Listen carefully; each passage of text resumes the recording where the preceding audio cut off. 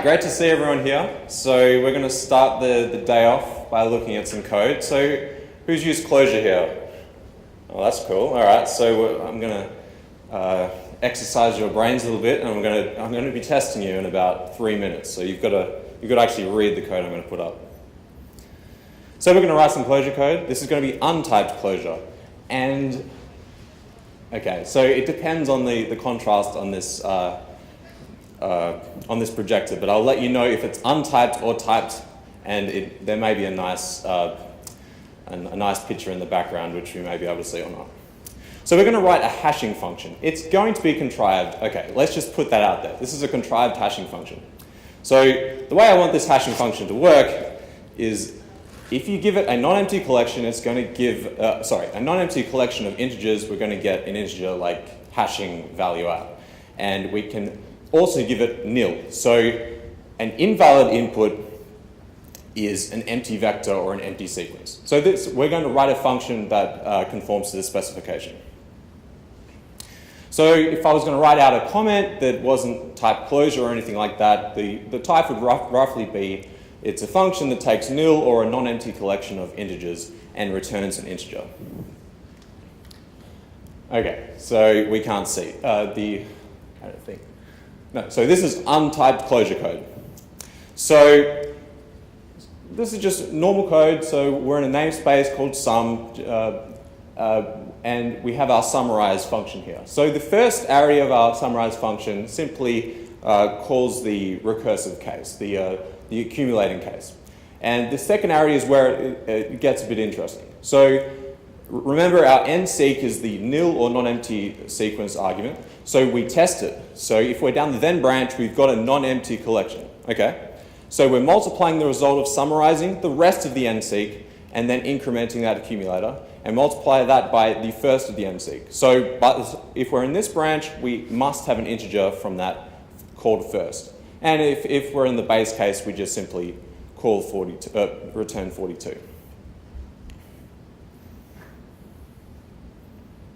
So, summarizing nil, 42. Summarizing a vector. So who thinks they know what's going to happen? Is this going to return a value? Maybe. So it's going to throw an exception. It's a very scary exception. What are some scary exceptions in Java? There's one starting with an N. There's one starting with an S that ends with an error. Actually, that's the one that we're going to get right now. And if you program in Clojure, you know that you're basically not protected from these scary-looking errors. But that isn't the motivation for this, for actually writing this in Typed Clojure. We're going to instead port this to Typed Clojure and just explore what Typed Clojure can help us do while developing our Clojure functions. So, step one. We require core typed in our namespace. And there's Clojure core typed, and we alias it as the T. And then Typed Clojure uses local type inference, so that means that we need to do quite a bit of work annotating up front if we're porting untyped code. So we use the ANN form. This is in the Clojure core type namespace. I'm just not going to put prefixes. This reads a little better, but we annotate summarize to be a function that takes the either nil or a non-empty collection of ints and returns int. So this is somewhat familiar. And then we also have another arity that is the same but has the accumulator. And our types are getting a bit big, so let's refactor it out into an alias. So this is always a good thing to do. And in other statically typed languages, where types are really centered around names, you don't have to worry about this. But in Typed Clojure, a lot of things are structural. So you'll have big heterogeneous maps. So it's always a good idea to abstract them out into names, as we've done here. And you can see we have an n-ints name now that we can refer to this concept of a nil or non-empty collection of ints. So we're actually running the type checker now. So we get an error. So we have this type mismatch expected in n-ints, actually got a seek of int. And this, this red squiggly is telling us where it went wrong. So we wanted either nil or a non-empty collection of ints, but instead we got a possibly empty sequence of ints. So what's actually happening here? So if we kind of vaguely follow the control flow here, let's say we call this on the vector of 1, so this vector right here. So the vector of 1 is truthy, and then we go down the then branch, then we pass the rest of nseek, which is the empty sequence. Do it all again, but you can quickly see we've now found our source of Stack Overflow. So what we've actually done is we've chosen the wrong function. So rest is almost the right function that we want. But if we look at the type annotation, it says for all x, takes a union of nil and seekable of x and returns a seek of x. So this has no length information. What we really want is next. And we can immediately see this from the type. For all x, takes nil or a seekable of x and returns nil or a non-empty seek of x. So if we plug this back into our implementation, this will type check. So let's go back to our untyped buffer and start experimenting and checking if we've actually done this correctly. So we can summarize the non-empty vector, summarize nil. You know, it would be nice to be able to summarize an empty vector. It is a bit silly not to be able to. So what actually happens when we invoke this? Well, this happens, the null pointer exception. Again, let's fix this with Typed Clojure. So the first thing we do, we update the assumptions that we want to prove about our code. So we simply update the nints alias and say it's either nil or a possibly empty collection of ints, because that's what we want to prove when we summarize. We want to be able to pass a possibly empty collection to summarize. So we check this namespace with the new type, and we get an error that looks suspiciously like the source of a null pointer error. So we get a mismatch where we're expecting a number, and we actually get a union of nil and int. And this is this call to first nseek, and first returns nil if it gets an empty sequence. And we can kind of simulate this by pretending we're calling this with an empty vector. So we go down the then branch because the empty vector is true, and then we're passing nil essentially to the multiplier. And this is where this type error is coming from. So there's a couple of interesting things to note. The first one is that that types in Typed Clojure are non-nullable. So you can see that we're expecting a number, but we're actually getting a union of nil and int. And say if we wrote number in Java, that would implicitly be a nullable type. So when we write, when we write number in Java, we're always thinking that it can be nil, it can be a reference type. So we're aware of the things that the Java type checker can prove for us. But Typed Clojure, by separating out nil and reference types, can effectively prevent null pointer exceptions like this. So yeah, we need a better test. We need to be able to go down this branch more safely. So let's find a better test. So at the very core of Clojure, you've probably seen this this test before. It's basically the empty test in Clojure. It's a function called seek, and it takes union of nil and collection of x and returns a union of nil and non-empty seek of x. And it's the same signature as of next, but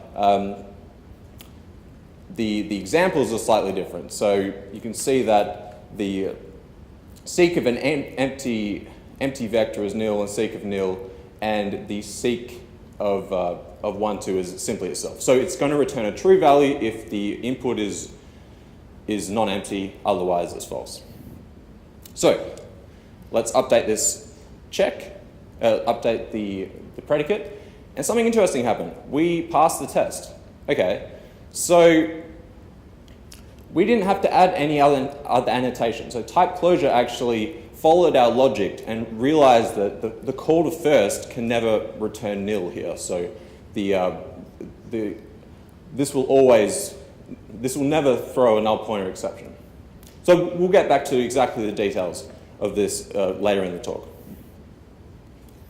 So we can call summarize in the ways that we expect. So Typed Clojure is an optional type system that catches type errors in real Clojure code. And we've just seen some contrived Clojure code, and hopefully by the end of this talk, I'll have convinced you of this. So, stepping back a bit, I've been working on Typed Clojure for about 3 years now, and it all kind of started at ClojureConf 2011. I had the pleasure of presenting core logic at ClojureConf, which is an implementation of Minicanron, and these fine folk were behind Minicanron, and they happened to be in the audience at the time, and they're like my programming gods, and they still are. I'm lucky enough to work with them at the moment at Indiana Bloomington, and it was a little intimidating to my first conference talk in front of 300 people and to present someone else's research to them. But they're fine people. But another thing that happened at ClojureConf was that I got the vibe that Clojure programmers were missing static types. And I just happened to have an undergraduate dissertation due the next year, so I had my seed for that. So got back to Perth.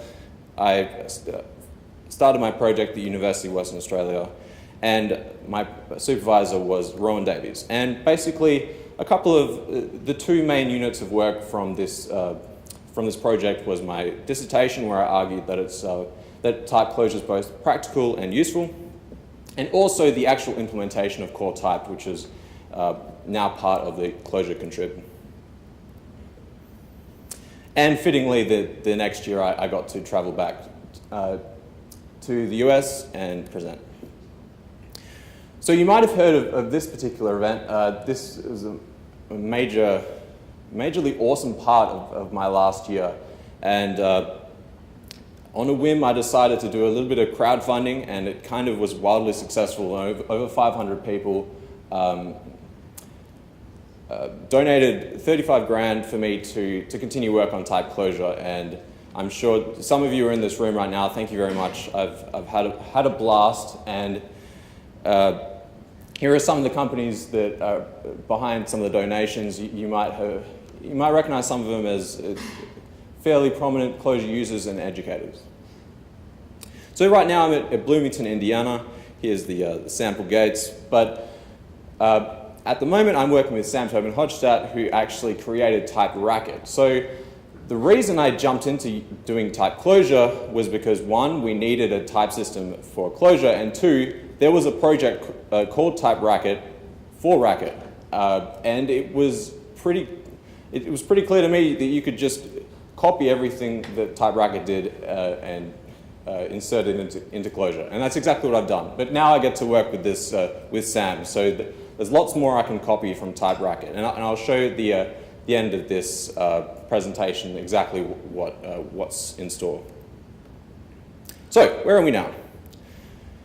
So there's this awesome IDE for Clojure at the moment called Cursive Closure, and if you're just starting with Clojure, or if you want to get someone else started with Clojure, I'd highly recommend checking out Cursive Closure. It's a plugin for the IntelliJ IDE, and it has pretty deep integration with Clojure. One cool thing is that it integrates with core types, so we're starting to actually look like a statically typed language with Typed Clojure. So here's an error, and we have our red squiggly line here. We can mouse over it. So this is a little nicer, a little closer to what you should expect from a static type system. So another cool thing that's popped up recently is this cross-CLJ website. And this guy, Francesco Bellomi, basically cross-linked hundreds of Clojure programs, Clojure libraries, and you can look up their dependencies and their documentation. But related to Typed Clojure, you can browse the Clojure core library it's a bit blurry here, but basically the bits in red are the type annotations, and the bits in between are the documentation. So yeah, check out that URL, the crossclj.info, and it's a really nice way to kind of browse the Clojure core library. And I have to plug my Vim plugin because I use Vim. One cool thing about this plugin is I'm pretty sure it's the only Clojure environment where you can mouse over your code and actually have the types pop up. So here I'm mousing over the callouts function, and it's telling me it's a number to number. So hopefully this is something that gets spread to the other environments. And this year I've had 2 Google Summer of Code students. One has been working on Typed Clojure script, and the other one has been improving the type inference in Typed Clojure. So we've had a look at the history of Typed Clojure. Let's have a little bit of Typed Clojure 101. So at the end of that last example, I said there was something cool going on. So let me show you exactly what was going on. So there's this very common thing in Clojure where your parameters are fairly flexible, let's say. So we can write something like this Genvec function. So this Genvec function, this is all untyped Clojure. It takes a number or a vector. If it's a number, then it generates the vector. If it's a vector, then it just returns the vector. The interesting thing is that of the 3 different occurrences of n or v in that function body, they all have different types. So a static type system has to understand basically the control flow of a program to infer, to be useful to a Clojure programmer. So for example, if you call Genvec with 5, we go down the then branch where we know that the number predicate has succeeded. And if we go down the else branch, we know the number predicate has not succeeded. So this is actually all information that Typed Clojure uses, and it's not hard-coded either. This is something that's composable. You can plug directly into this inference. So there is no special magic about the number question mark. There is just a simple annotation like on the bottom right there, and Clojure core number to be a predicate for number. This basically says that it's a Clojure core number question mark is a function from any to boolean, but it also has a few properties about its return value. It says that if this returns true, then the argument is a number. If this returns false, then it's not a number. And basically Typed Clojure aggregates all this information at every conditional and refines the occurrences of bindings as it progresses through your program. And yeah, in practice, you never really have to worry about this, and Typed Clojure just understands your conditionals. So just very briefly, in Clojure, we like to use maps. Usually they're keyword keyed maps, and you can, something like this assoc statement, we don't really want to infer to be homogeneous. We want to remember that we have an A key, a B key, and a C key. And Typed Clojure follows this logic, so we get this type that's this heterogeneous map with 3 mandatory entries, A, B, and C, and they can be of any type. And I'm also going to write this as this quote. So quote open squiggly is the same as this map mandatory. So we can also type check multi-methods. And multi-methods have an interesting property in the same way as conditionals in that they basically branch your programs. And when you branch your programs, you have, your different occurrences of the same variables have different types. So if, for example, if we're going down, if we dispatch on the class of the argument on this multi-method and we go down this first method, then we know because of the dispatch value, we have an integer, we have a number at this point. In the second method, we know we have a symbol. And again, this is, Typed Clojure can understand this all automatically. The only annotation you have to add is this one at the top. And this actually extends, you can dispatch on, the very common one is dispatching on the op key of a map. But you can also dispatch on a vector of classes, so you can have multiple dispatch without any further annotations. You can dispatch on vectors of map lookups or nested, deeply nested. So deeply nested map lookups. So basically anything you can add in a conditional, you can dispatch on in a multi-method, and Typed Clojure will understand. So this all type checks correctly in Typed Clojure. So Clojure programs, Clojure functions kind of have a bit of a legacy from Scheme in that they're very flexible in the ways that you can call it. So there's this one function called map, and everyone knows the two-argument version, which is up the top here. It takes a function of one argument and a collection and just maps the function over the collection and returns the sequence. So in Scheme you can, and Clojure, you can add as many collections as you'd like, but and basically they're all applied pairwise simultaneously to the function.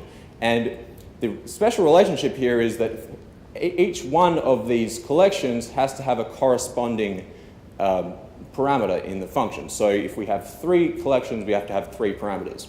So if you think about type checking this, we could fix this by having, say, map, map2, map3, map4, and just having different, literally different vars for the different ways we can call map.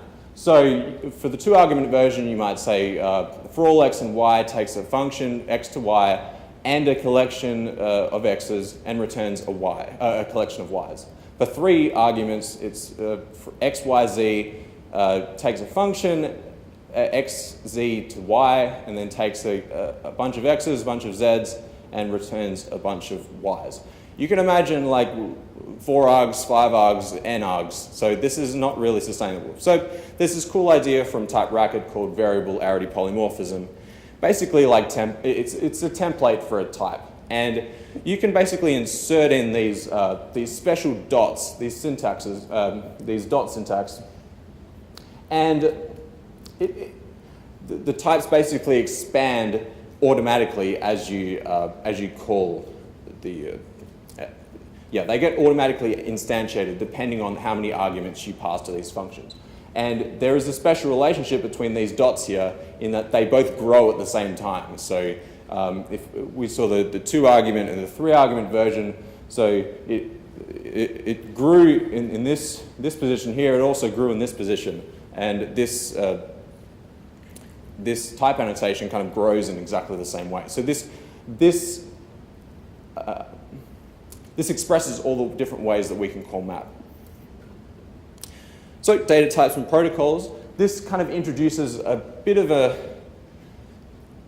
I guess it's a nasty portion of Typed Clojure in that Typed Clojure has to macro expand everything, right? And if that macro expansion isn't very nice for type checking, we kind of need to write a new macro. This isn't exactly what's going on here. This macro here is in the Clojure core types namespace. This def protocol macro actually just adds this syntax here. So, but for other macros, you would say Clojure core 4, the macro expansion of that is a bunch of loops and mutable stuff that's just awful to type check. So you basically, every time you call 4, you need to call Clojure core type 4.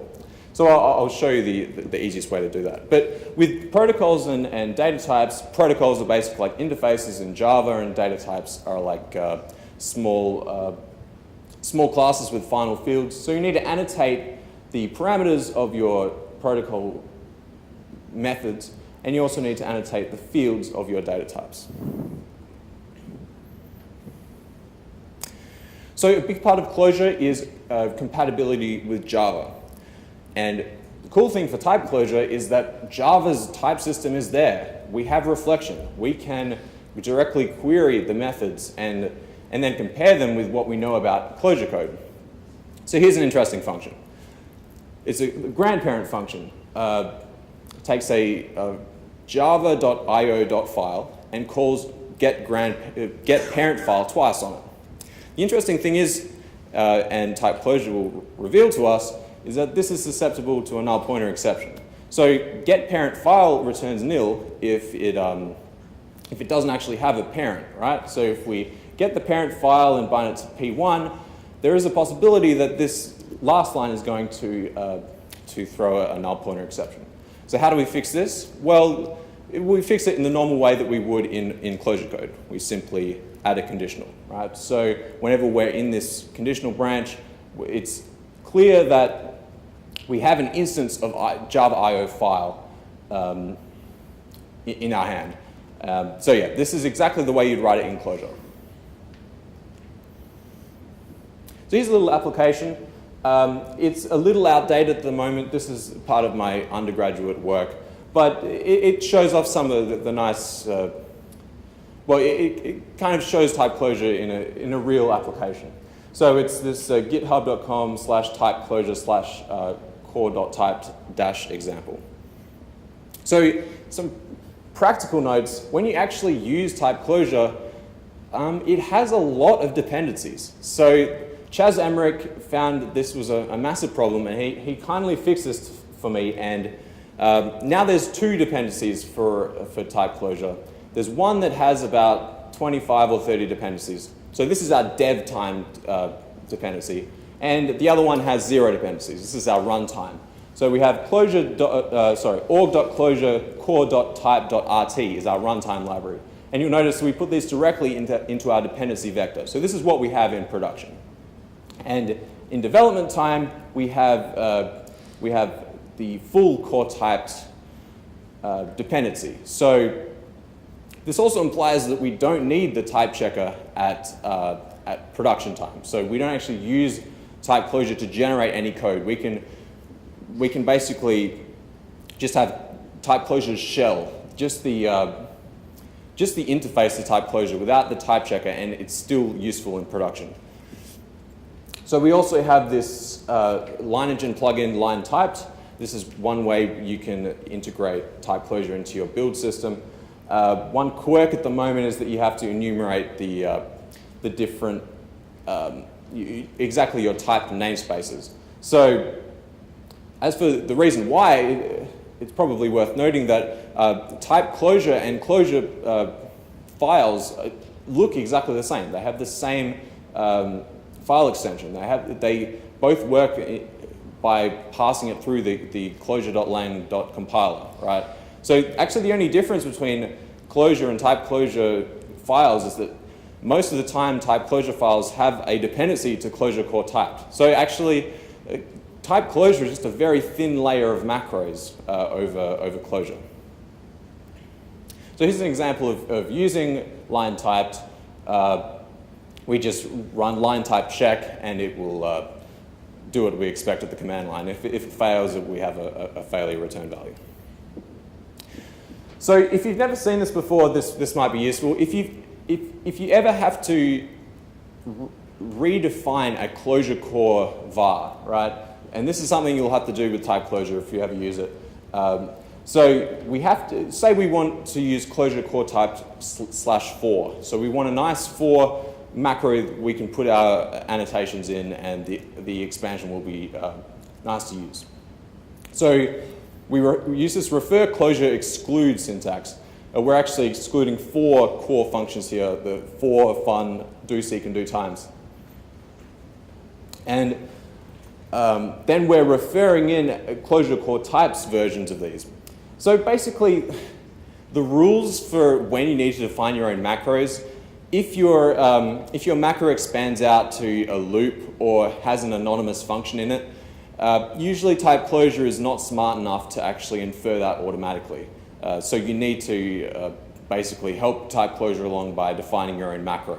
But if you don't have something that's hard to infer, say if it's just normal code like maps and vectors and stuff, you can use it. So Typed Clojure doesn't actually type check macros, but it does type check the macro expansion. And also we reuse the same scoping rules as Clojure. So if we want to actually use this Java overrider in Typed Clojure annotations, just import it as usual, and the scoping is exactly the same. So I was talking about aliases a bit before, and yeah, once you have the structural types, it's very tempting to just put them inline everywhere.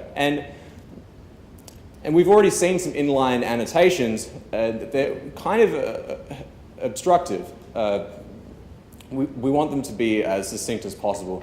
Here's a very simple example. In Clojure, we would never define a point data type, right? So we don't have a name for it. It would just be a vector. So this the syntax here is a heterogeneous vector. It's a two-place vector with int in it. So we could inline this everywhere, but it's just nicer to have a point. So this alias here, it's not actually a different type. It's just like a little macro that expands out to that vector here. And then we have much bigger wins if we have a more complicated alias. So here we have, as is common in Clojure programs, a large specification for a map. But very often in Clojure programs, you're lucky to get a rigorous specification for the hash maps that go through your system. You might have it as a contract, which is just as good. But here's another alternative. So with the type alias, you can have a rigorous description of which keys are present or absent, or whether it has to be fully specified. And then we can have a doc string. And this grid name at the top is actually a var, so you can look up this, and this will be generated in your resulting documentation if you use autodoc or whatever else you use. So you end up with a whole bunch of aliases, which end up being a large header, but you can have kind of succinct annotations where you don't need, you can just use names. So this state to number takes a state and a long instead of having to, so a state here is a union of keywords. So another cool thing is we can use Typed Clojure's type checker to have static assertions. So instead of having preconditions, like just here, this is a place where you might have a precondition in a function that runs at runtime. But it turns out Clojure is not the best language to write a type checker for, so you kind of need to be defensive. So for example, this flat grid function takes in this grid alias. So let's look at the grid alias. So it has a grid entry. So let's destruct out this grid entry. So what happens if we misspell this grid in the destructuring? Well, it's fine. Clojure will just return nil, right? And Typed Clojure follows along with this. Because Typed Clojure has to understand what Clojure programmers do normally, it just has to say, okay, well, I guess we don't know anything about this. It's not a type error. This is never going to throw. But basically, what this annotation here is doing is it's preventing this kind of issue where you misspell destructuring. So this and form here takes an expression and a type and asserts that the expression is of that type.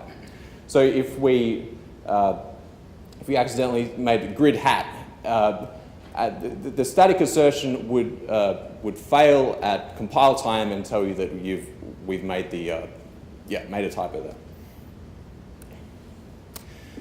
So here's a real interaction between Java type hints and Typed Clojure. So in this particular application, I was using GNU plot, and this alias here has a process, a writer, and a reader. And when I wanted to kill the entire GNU plot, I just took out the process and destroyed it.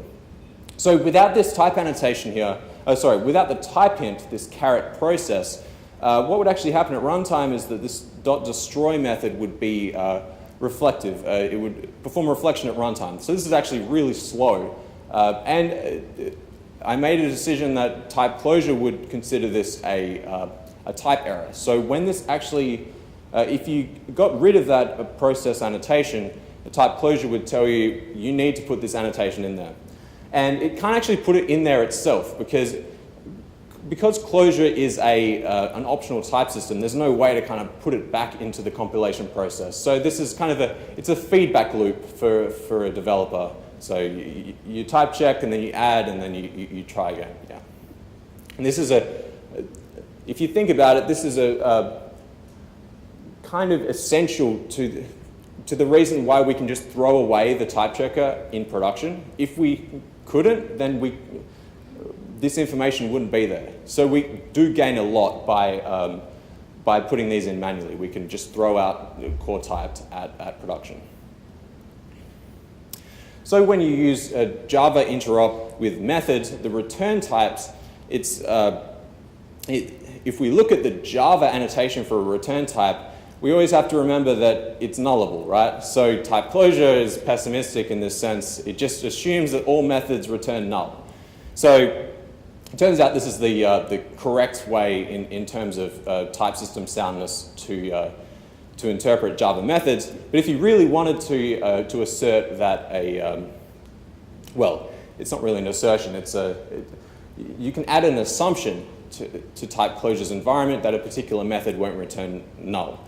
So, for example, there are these Java-lang processed get output stream, get input stream. If you read the Java doc, it says it always returns an instance of output stream and input stream. And you can see in these two calls here would fail type checking if type closure didn't know about this. So what you do is you basically add an unchecked annotation up the top here, and type closure will take your word that the return type of these methods will be non-nullable. So this is a great way to shoot yourself in the foot as well. So you need to get it right. So let's look at a real instance of type closure in a closure code base. So Circle CI is kind of a prominent user of Clojure. They make this cool continuous integration service. And they were a supporter of my crowdfunding campaign. They got rather excited about it, and it was fun to see. But the exciting thing for me was that they were actually using type closure. And just a few months ago, I got to have a read over some of their code base, and I noticed some interesting things. So out of about 50,000 lines of type closure, about 80% of it was untyped and 20% was typed closure. But kind of as I looked further, it wasn't that clear cut. So type closure has this concept of an unchecked annotation. So similar to the non-nil return annotation that we saw before, it's just an assumption. So when you have these two lands of closure and type closure, like the really scary bit is what happens in the middle. And type closure kind of just punts at the moment and just says, well, just tell me what closure will do. And you know, it could break, it might not. But it's kind of it's a big hole in the system. And this is the red chunk that we're worried about. So about a quarter of the annotations are unchecked. So a quarter of the definitions are potential places for, say, null or some weird reference type to get infected into our typed code. And we're assuming particular invariants about our type closure code. So as soon as they're violated, like that's it, we're done. We've lost. So I'll show you a solution to this at the end. But this is an issue. Another one is this awful yak shaving on the top left, which is annotating third-party libraries. And that's just not fun at all. So Circle CI spent a quarter of their annotating time reverse engineering third-party libraries and adding annotations. And if type closure if it ever gets any more traction, it really needs more of these annotations kind of built into the libraries. So here's a cool bit of sample code I found in the Circle CI code base. So Circle CI uses, it boots up Heroku instances for you and then handles private keys in the background. So they use type closure in an interesting way. So they have this encrypt key pair function that takes a raw key pair and returns an encrypted key pair.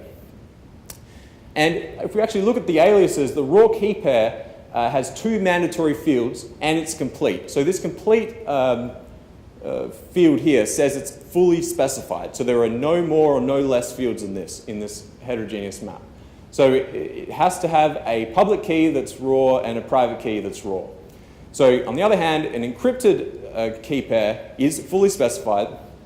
It also has a raw public key and an encrypted private key. So I guess to save a few lines of code, they perfectly legitimately wrote their function like this. So because there's a public key in common with both the raw key pair and encrypted key pair maps, all they did was dissociate this key pair, dissociate the private key from the key pair, the raw one, and then added a new field encrypted private key. So the interesting thing is, when you type check this with Typed Clojure, if you forget to get rid of the key pair, the unencrypted key pair, you get an error like this. So it's expecting an encrypted key pair, and it's getting a map that has an encrypted private key, a public key, and a private key. So you can kind of build your functions so that it's easily verifiable for Typed Clojure. And this is a good example of that. So HMaps have kind of been very successful. So out of about 65 type aliases, this concept of keyword maps and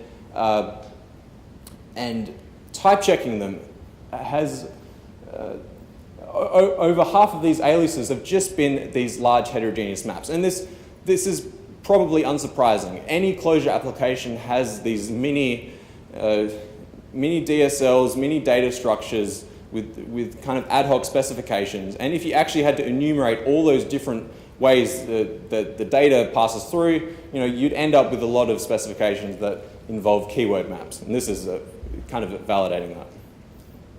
So what's next? One thing I'm excited about is bringing this type checking to Clojure script. So Clojure script is the same as Clojure, except it runs on JavaScript.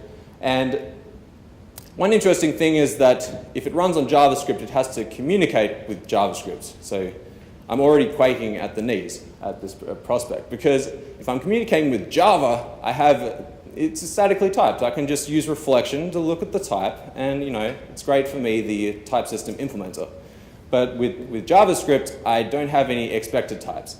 So what a lot of statically typed languages do is they harvest these TypeScript annotations and use that to drive the verification process. That's something that'll be coming up. And yeah, there's been lots of work on Google Summer of Code this year. Hopefully in the next year we'll see something that's actually pretty solid. So I alluded to the problems of communicating from typed to untyped land. So exactly what that problem is it gets solved with gradual typing. So here's one problem. Say these bubbles here are higher order functions. On this side we have untyped closure, on the other side we have typed closure.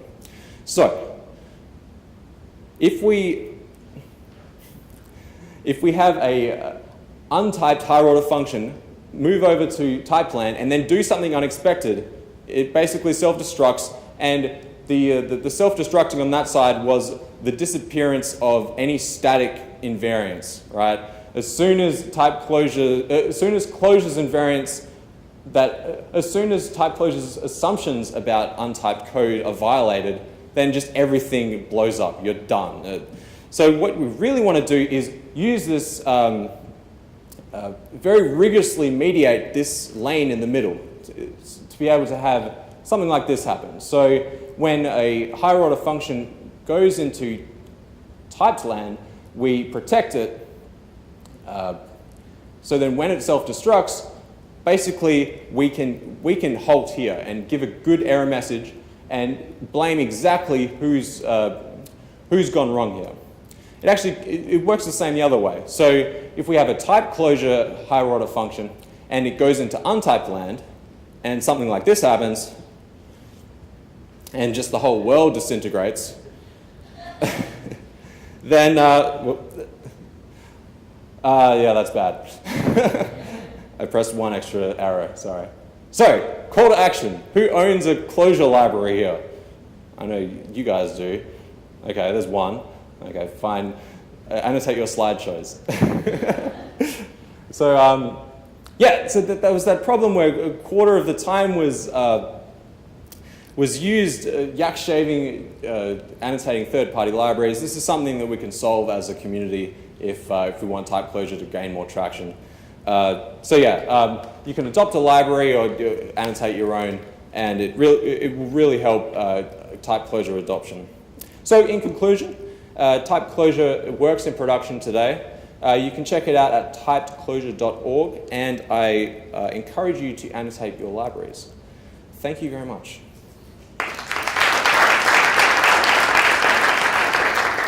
Any questions?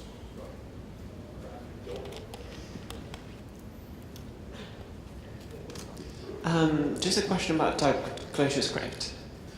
Yeah. Because a thing that we've been struggling with in pure script is you got all these TypeScript annotations, and people keep asking us, why don't we just write a converter from TypeScript annotations into pure script and also generate bindings? The problem is the type systems are just too different for that to work. I'm wondering if you now have the same problem in ClojureScript, or if that is a type system closer to TypeScript. Yeah, maybe pure script would be a bit... So with the relationship between typed closure and Java, there was kind of a linear relationship in that, you know, okay, so we have nullable reference types in typed closure, we have nil and non-nullable reference types, and we can just build them we can build the less precise things with more precise things that we already have. So maybe there isn't a direct mapping from pure script. I haven't really thought very deeply about the closure script. I can't think of any particular issue. Right, because there's null and there's objects and stuff. And yeah. Sorry, I've been on the JVM land for too many years. Suppose you had a large Clojure code base and you were trying to slowly tackle some type errors that you had.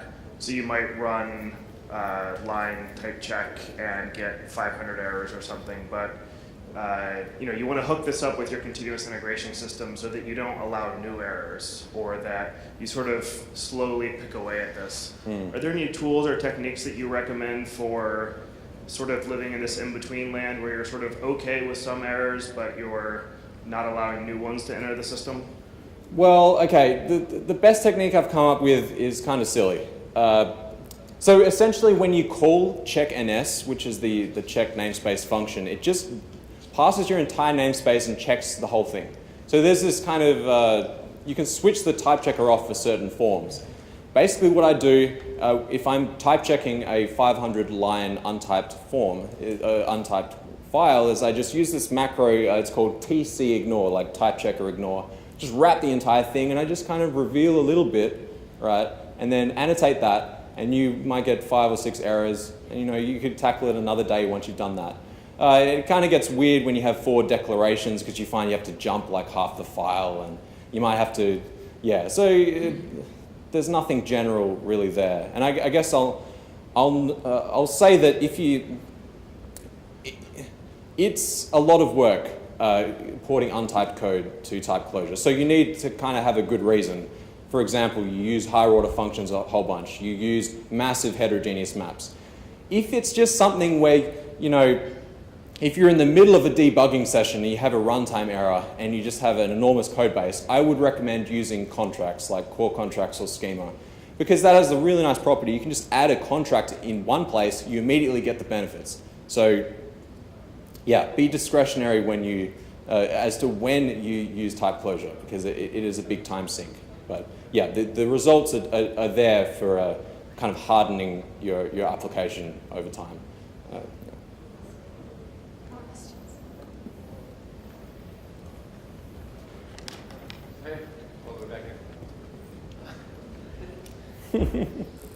Hi. So we're using Clojure CLR. How massive of a headache do you think it would be to port typed closure to Clojure CLR? So I've managed to avoid, I've managed to avoid Java generics. Because Clojure programmers don't think about Java generics, so they're just gone by the time Clojure gets to them because they're not reified at runtime, right? Right. This is a different story for CLR. Clojure CLR has to, I'm pretty sure the type hints have to have generics in them. Sometimes. Sometimes. So I don't know how much of a problem that is. And it's not just the generics, it's everything that comes with the generics especially existential types, F-bounded polymorphism, and the combinations of everything that Typed Clojure does and Clojure. So I think that is the biggest problem right now, will it fit without having to buy into Java/CLR generics, which is something I really want to avoid. Yeah, because historically it's very easy to pollute the entire type system from trying to integrate into Java generics. Yeah. Thank you very much. Another round of applause for Ambrose, Thank please. you.